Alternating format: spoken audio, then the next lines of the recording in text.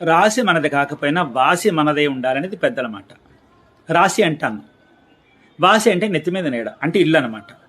ఈ పూట నాకు కాస్త ఆకలిగా ఉంది, ఇప్పుడు అన్నం పెడతారంటే మనం పెట్టింది మన పాలు, మనం తిన్నది మట్టిపాలు అని చెప్పి పుణ్యం పురుషార్థం దక్కుతుందని చెప్పి ఎవరైనా ఇప్పుడు అన్నం పెడతారు. అంతే తప్ప నాకు ఇల్లు వాకిలి లేదు, మీ ఇంట్లో ఉంటానంటే ఎవరు ఉంచుకుంటారు చెప్పండి, వెళ్ళి అవతలకంటారు కదా. అందుకే పెద్దలు ఏం చెప్తారంటే, రాశి మనది కాకపోయినా పర్వాలేదు, అది ఎక్కడైనా ముడుతుంది, వాసి మాత్రం మనదే ఉండాలి. కాబట్టి కాస్త ఓపుకున్నప్పుడే 4 రాళ్ళు కోడేసుకుని ఒక వాసి ఏర్పాటు చేసుకోండి అని చెప్పి చెప్తున్నారనమాట. అంటే గతంలో ఇదే మాట చెప్పాను అనుకోండి, కాదని నన్ను చెప్పి చాలా రోజులైంది కదా, ఒకసారి పునశ్చరణ చేసినట్టు ఉంటుంది, అంటే జ్ఞాపకం చేసినట్టు ఉంటుందని మళ్ళీ ఈ వార్త చెప్తున్నాను అనమాట. అందుకే నెమ్మదిగా కాలు చేయి కూడ తీసుకుని ఏమిటి రూపాయి పోగు చేసుకుని రూపాయి పెట్టి శుభ్రంగా 20 గజాల మొక్క తీసుకోండి. 20 గజాల మొక్క ఏం చేసుకుంటామండి, మరి అంత బొత్తిగా అంత చిన్నదా అంటారమో, అవును తప్పే ఉంది. అవునండి, స్తోమత ఉన్నప్పుడు స్తోమత ఉన్నట్టుగా, స్తోమత లేనప్పుడు స్తోమత లేనట్టుగా తీసుకుంటాం, తప్పే ఉంది. ఒక ఒంటిలో వేసుకుంటాం, గది వేసుకుంటాం, కలిగి ఉన్నది ఏదో పచ్చడి మీద తింటాం, 4 పక్కల 4 రేకులు నెత్తి మీద 1 రేకు పడేసుకుంటాం, అయిపోయింది.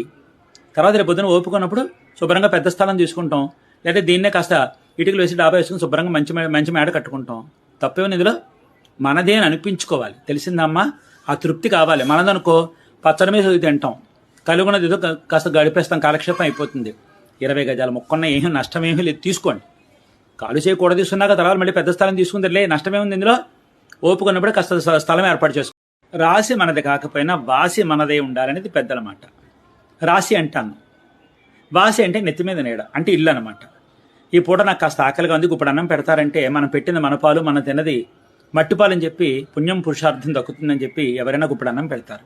అంతే తప్ప నాకు ఇల్లు వాకిలి లేదు, మీ ఇంట్లో ఉంటానంటే ఎవరు ఉంచుకుంటారు చెప్పండి, వెళ్ళి అవతలకంటారు కదా. అందుకే పెద్దలు ఏం చెప్తారంటే, రాశి మనది కాకపోయినా పర్వాలేదు, అది ఎక్కడైనా ముడుతుంది, వాసి మాత్రం మనదే ఉండాలి. కాబట్టి కాస్త ఓపుకున్నప్పుడే 4 రాళ్ళు కోడేసుకుని ఒక వాసి ఏర్పాటు చేసుకోండి అని చెప్పి చెప్తున్నారనమాట. అంటే గతంలో ఇదే మాట చెప్పాను అనుకోండి, కాదని నన్ను చెప్పి చాలా రోజులైంది కదా, ఒకసారి పునశ్చరణ చేసినట్టు ఉంటుంది, అంటే జ్ఞాపకం చేసినట్టు ఉంటుందని మళ్ళీ ఈ వార్త చెప్తున్నాను అనమాట. అందుకే నెమ్మదిగా కాలు చేయి కూడ తీసుకుని ఏమిటి రూపాయి పోగు చేసుకుని రూపాయి పెట్టి శుభ్రంగా 20 గజాల మొక్క తీసుకోండి. 20 గజాల మొక్క ఏం చేసుకుంటామండి, మరి అంత బొత్తిగా అంత చిన్నదా అంటారమో, అవును తప్పే ఉంది. అవునండి, స్తోమత ఉన్నప్పుడు స్తోమత ఉన్నట్టుగా, స్తోమత లేనప్పుడు స్తోమత లేనట్టుగా తీసుకుంటాం, తప్పే ఉంది. ఒక ఒంటిలో వేసుకుంటాం, గది వేసుకుంటాం, కలిగి ఉన్నది ఏదో పచ్చడి మీద తింటాం, 4 పక్కల 4 రేకులు నెత్తి మీద 1 రేకు పడేసుకుంటాం, అయిపోయింది.